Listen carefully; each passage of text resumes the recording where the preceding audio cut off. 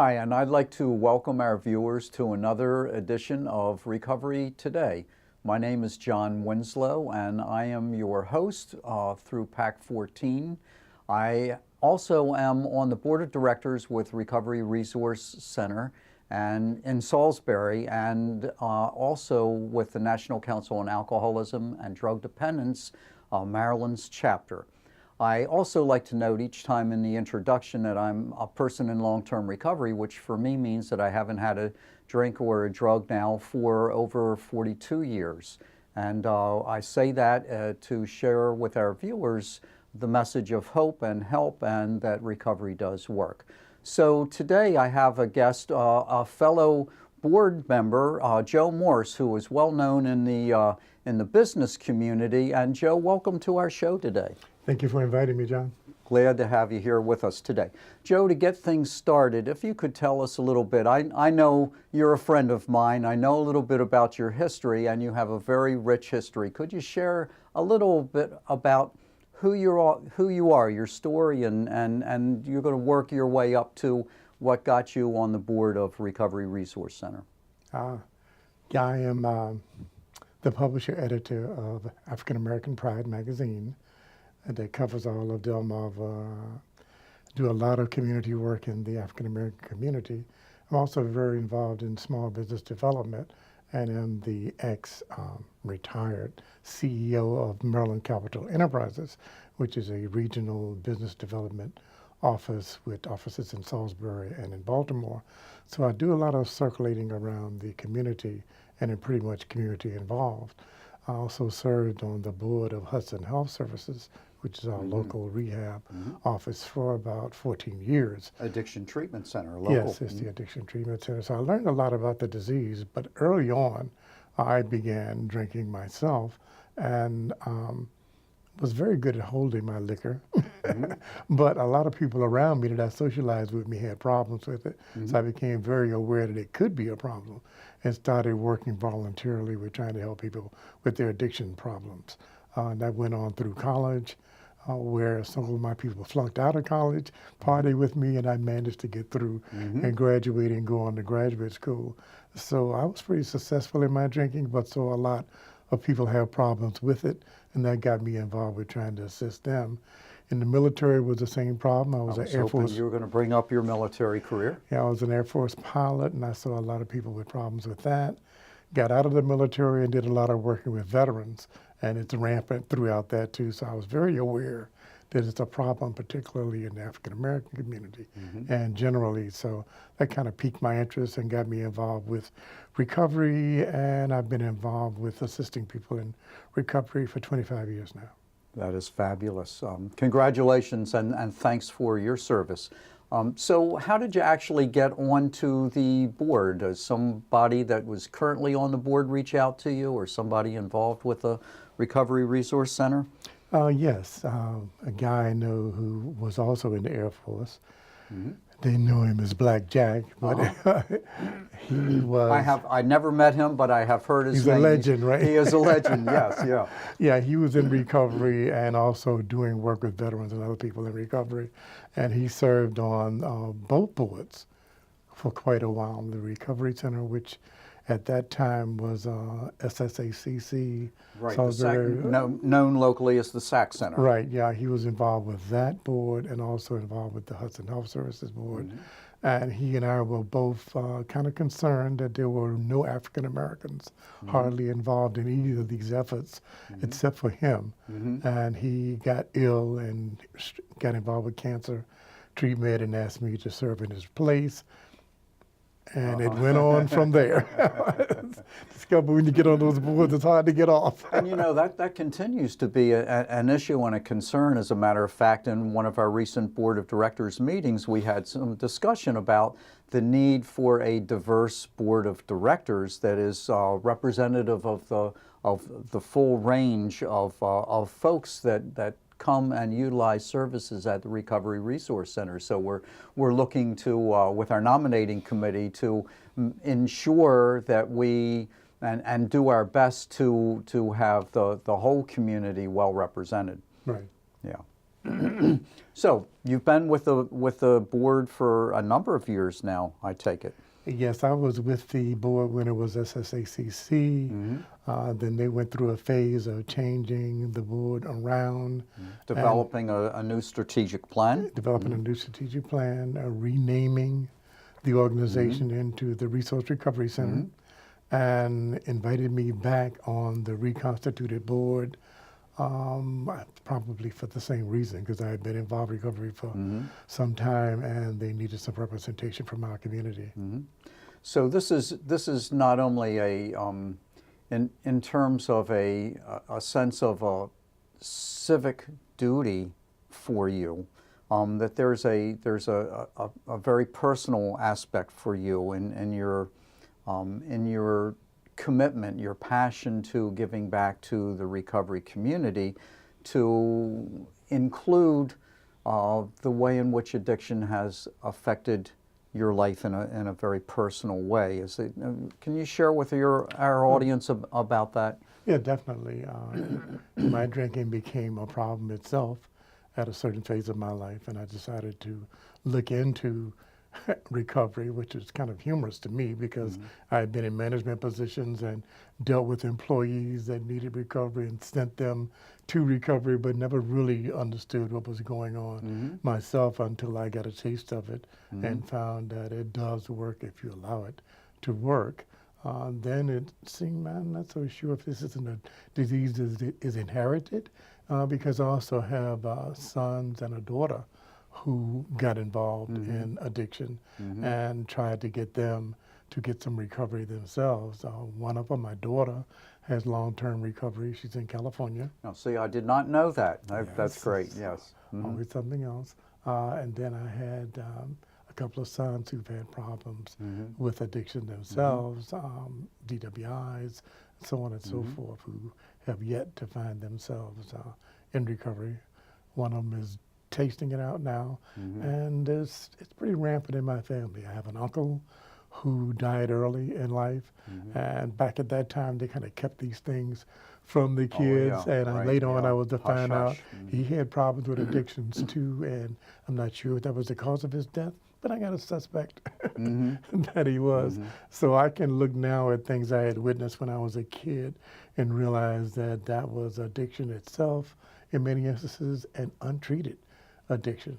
Back in those days, it was kind of a family secret if there was a drunk in the family, and that tended to also keep them from being in recovery. Right. Addiction those days, you get locked up for being crazy or for just having committed a crime. So it's gone a long ways to being recognized as something that's treatable, as opposed to an uncurable disease that you need to be locked up in the crazy house or put in jail for. But yeah, back in those days, it was kind of a family secret. And I think a lot of that tends to exist today. You will find that people are shamed by the fact that somebody in their family has an addiction. And it's unfortunate because a lot of times if people are more aware, they can help a person in recovery rather than them feeling so shameful and remaining untreated. Right, that's been a huge barrier for many folks in getting help.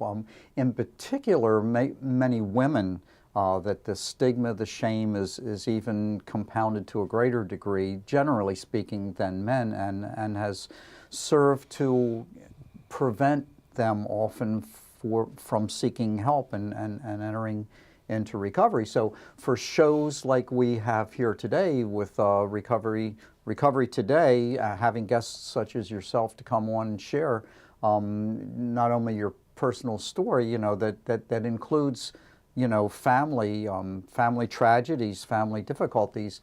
I happen to have that in my family as well, with a daughter that fortunately today is in long-term recovery, but has had many challenges in her life. And as a matter of fact, research studies have concluded that there is a genetic component with addiction. So that doesn't guarantee that if you have a parent, one or more parents with an addiction, that you'll have an addiction problem as well, but it significantly increases the likelihood that will, that will happen. To it, right?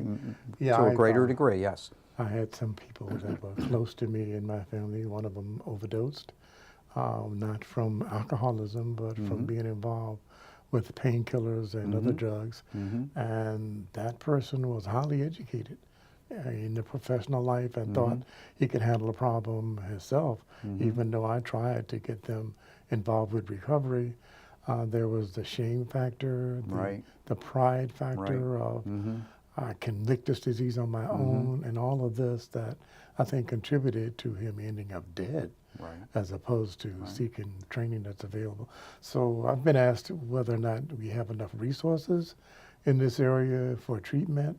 I frankly don't think we have enough resources. I don't think that, even though the Hudson Center, I think, provides a lot of assistance to recovery, and they have a waiting list. And for people to get into recovery, they need to be able to access it right at the time that they're most vulnerable to being susceptible to treatment. And then there's the issue of aftercare, which generally you pretty much are expected to do on your own, unless you're in the court system and they put you on probation and make that a part of your probation. And we at the Recovery Resource Center try to provide an avenue for people to seek aftercare, but there's really no supervision other than you getting yourself a sponsor and peer pressure, perhaps, to keep you on the aftercare recovery. So you end up with a lot of repeat offenders, as they say in the criminal system, but people going back out and end up having to go back through the system. So I don't know what can be done about that other than some of the efforts that are afoot now, and that's to try to get some more organized peer pressure on people who are trying to go through the recovery effort.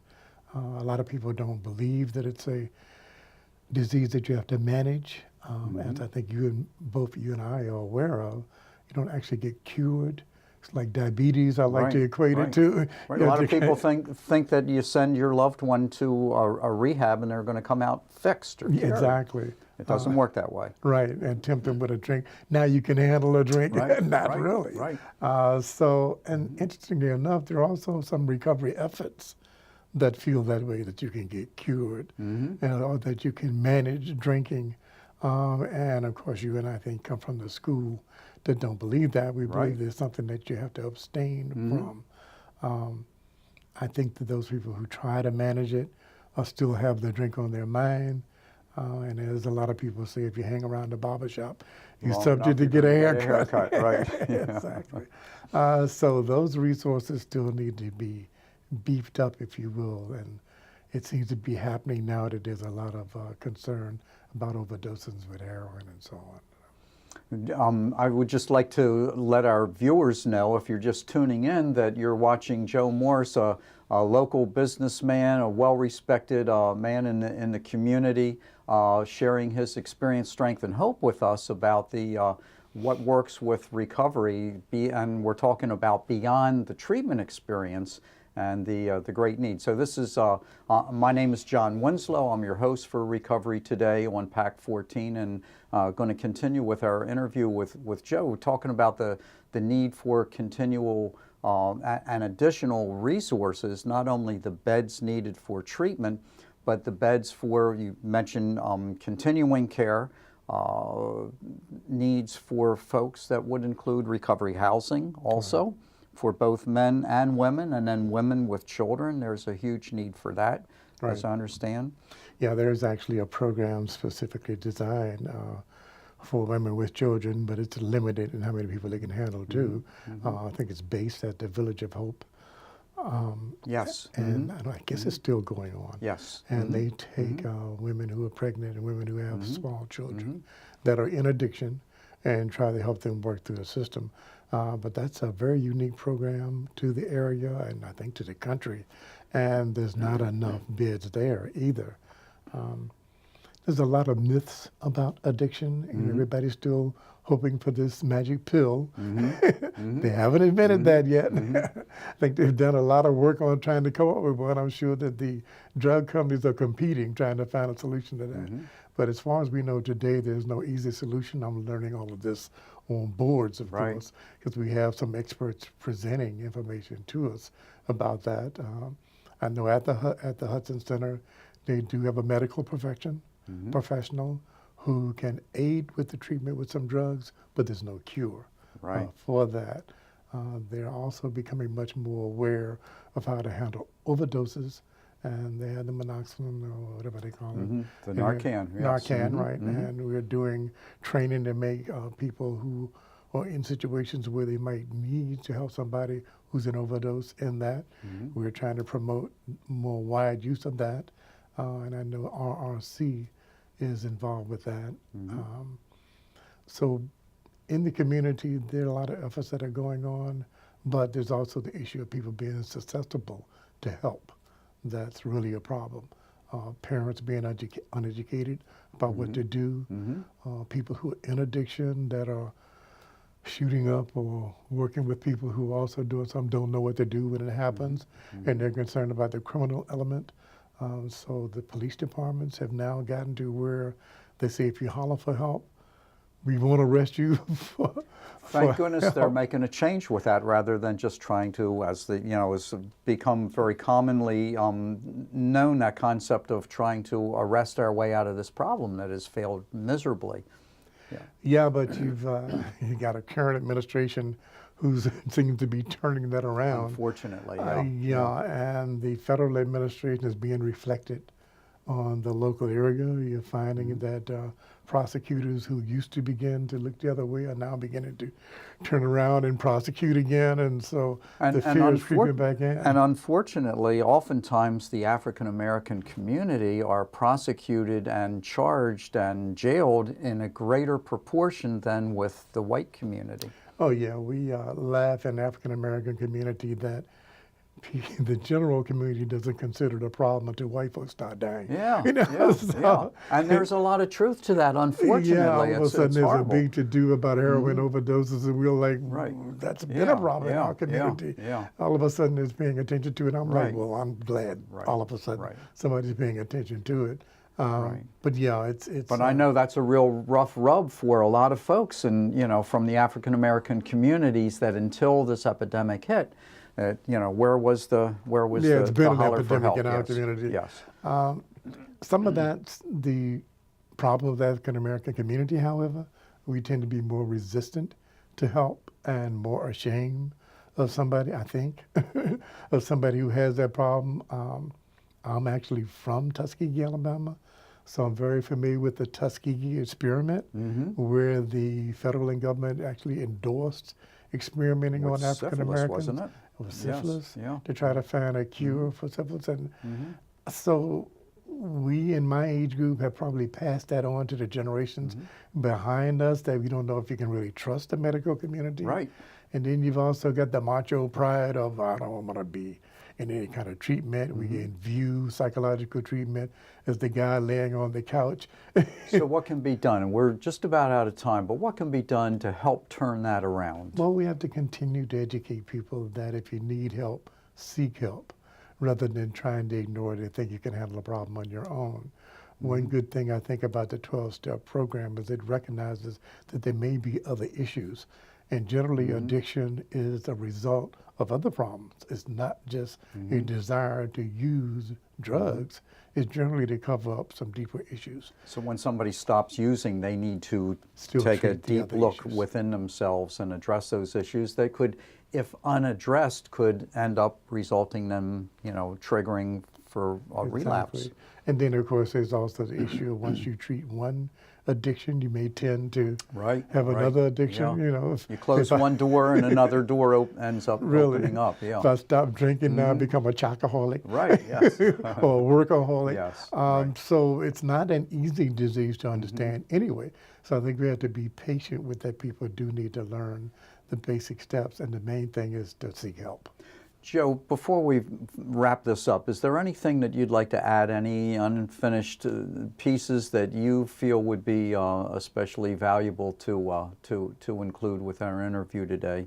Well, the main thing I want to add is that I've always fought to have equal rights, and this is an equal rights disease. It certainly It doesn't no care doubt. who you Yes. hit, Yeah. what social status you have, what profession you're in, or what color you are, what religion you are. So don't think because you're a professional or because you're Jewish or whatever that you can't get this disease. It treats you just like you're equal opportunity. So I would think that that's one of the things I want to make sure that people understand, that there's no such thing as because you're a doctor you can't get this disease, or because you're a lawyer you can't get this disease. There's no such thing as the concept of a drunk is just a guy on the street with a paper bag. That same drunk could be the guy sitting behind the desk that's your boss, that's hiding his addiction. Joe Morse, my friend, thank you so much for coming in and sharing your wisdom with us today. Thank you. Yeah.